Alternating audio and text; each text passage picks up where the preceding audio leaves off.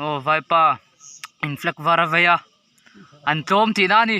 tuna han Assam police le Mizoram IR ten in kapa oh hei helai trên phắc ngày nào cũng lờ khi lái của tàu abuai ta ko bekan bok trup ani hei khilama tlang lama te khian tlang lama te khian kan IR ten oma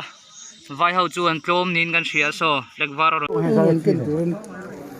hey silai mu kan bras na ako he ho me le tin hey ta hian a chu an ka til ta ni hey an kem kan da let le to tian hey kitchen hey ti hian a set thai ta ni tin lang chiang ang ta hian a chu an tlan lu ta thing ka til ta ni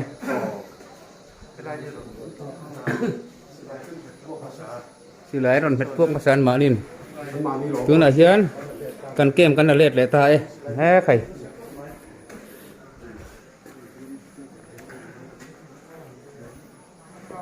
hi IR ho IR mi som panga an lo ama mi som panga som hi vel kha an lo nor chuka ma thi sen vel chu a kha lo kha in thu ma cái mà đi vét căn thì tôi này cho mai ta hay là sao mình nở xuống ăn tlawm ta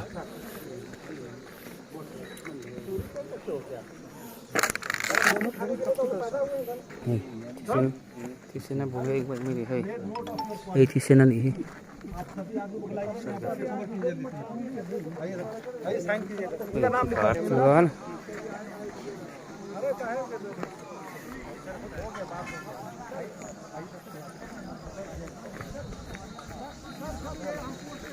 thì ăn motor hi ăn hồn thấy cả là hay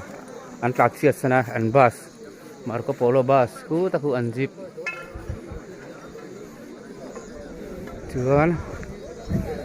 hay ăn motor po hi buộc siết chặt anh hi yes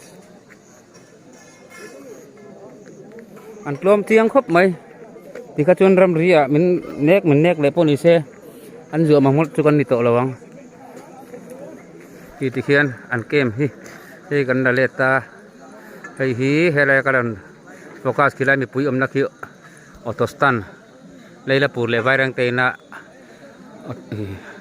passenger te anin ban lek na leila pur la min hetrang hin anan phur anon chowa ta ken vairang ten an lo la le passenger te lai khani ta helai hi ang khati jong khani photo se